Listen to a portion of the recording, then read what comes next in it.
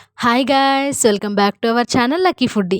ఈరోజు ఎంతో టేస్టీ అయిన బెండకాయ చట్నీ ఎలా చేసుకోవాలో చూసేద్దాం. బెండకాయ అంటే ఇష్టం లేని వాళ్ళు, బెండకాయ తింటే బ్రెయిన్ పెరుగుతుందని నమ్మేవాళ్ళు డెఫినెట్‌గా ఈ రెసిపీ ట్రై చేయండి. మీలో ఎంతమంది బెండకాయ తింటే బ్రెయిన్ పెరుగుతుందని నమ్ముతారో కామెంట్ బాక్స్‌లో కామెంట్ చేయండి.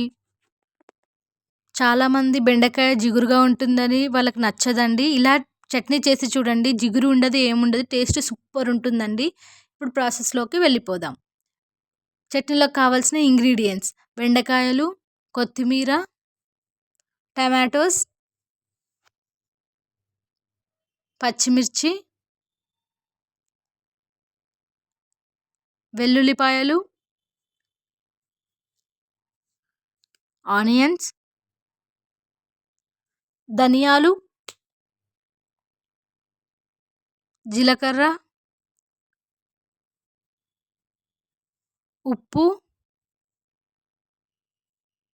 చింతపండుని బాగా వాష్ చేసుకొని ఇలా నానబెట్టుకోవాలండి.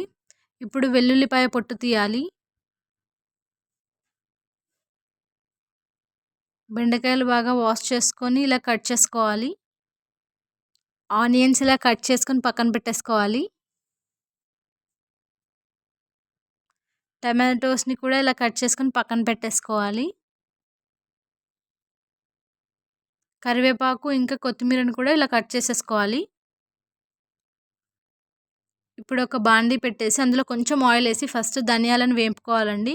అవి పక్కన పెట్టేసి ఇప్పుడు ఇంకొంచెం ఆయిల్ యాడ్ చేసుకొని మనం కట్ చేసుకున్న పచ్చిమిర్చి ఇంకా కరివేపాకును వేసి బాగా ఫ్రై చేసుకోవాలి.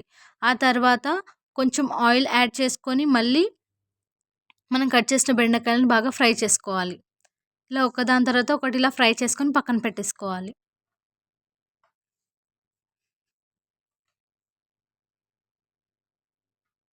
చూడండి, బెండకాయలు ఇలా ఫ్రై అయినాయంటే జిగురు అనేది ఉండదండి. చట్నీ చాలా బాగుంటుంది. చాలామందికి అది జిగురుగా ఉంటుందని నచ్చదు. డెఫినెట్‌గా ఇలా ట్రై చేయండి. మీకు చాలా బాగా నచ్చుతుంది. చూసారు కదా! ఇలా బాగా ఫ్రై చేసుకోవాలి. అలాగే ఇప్పుడు నెక్స్ట్ ఇంకొంచెం ఆయిల్ యాడ్ చేసుకొని మనం కట్ చేసుకున్న టమాటోస్ ఇంకా వెల్లుల్లిపాయలు వేసి బాగా ఫ్రై చేసుకోవాలి. చూసారు కదండీ! ఇలా అన్నీ ఫ్రై చేసుకొని పక్కన పెట్టేసుకోవాలి. చూసారు కదా! ధనియాలు బాగా ఫ్రై అయ్యాయి. పచ్చిమిర్చి, కరివేపాకు 2 ఫ్రై అయ్యాయండి. ఇప్పుడు మనం కట్ చేసుకున్న బెండకాయలు కూడా ఫ్రై అయ్యాయి. టమాటోస్ ఇలా వచ్చే వరకు ఫ్రై చేసుకోవాలి.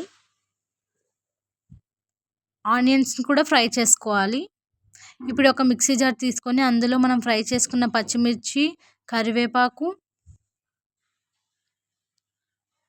ఫ్రై చేసుకున్న ధనియాలు, మనం నానబెట్టుకున్న చింతపండు వేసి బాగా గ్రైండ్ చేసుకోవాలి. చూసారు కదా! ఇలా పేస్ట్ అయ్యాక ఇందాక మనం ఫ్రై చేసుకున్న బెండకాయలు కూడా వేసుకోవాలి. ఇప్పుడు కొంచెం రుచికి సరిపడా సాల్ట్ యాడ్ చేసుకోవాలి.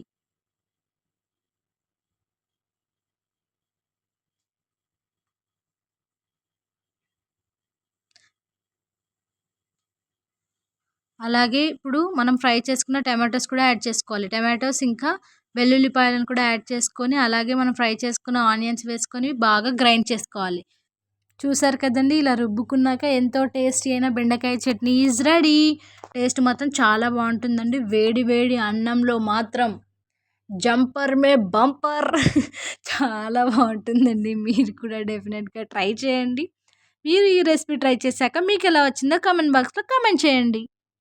కొత్తగా లక్కీ ఫుడ్డీ ఛానల్ని చూస్తున్న వాళ్ళు సబ్స్క్రైబ్ చేసుకోవడం మర్చిపోకండి. ఇంకా ఫర్దర్గా మీకు ఏమైనా రెసిపీస్ కావాలంటే కామెంట్ బాక్స్లో కామెంట్ చేయండి. ఆ రెసిపీ మీకోసం కంపల్సరీ చేస్తాను. చాలామంది మన లక్కీ ఫుడ్ ఛానల్ని చూస్తున్నారు కానీ సబ్స్క్రైబ్ చేసుకోవట్లేదండి. సబ్స్క్రైబ్ చేసుకునే వాళ్ళు ఉంటే కంపల్సరీ సబ్స్క్రైబ్ చేసుకోండి. అలాగే వీడియో చూసాక లైక్ అండ్ కామెంట్ చేయడం మర్చిపోకండి. Thank you for watching.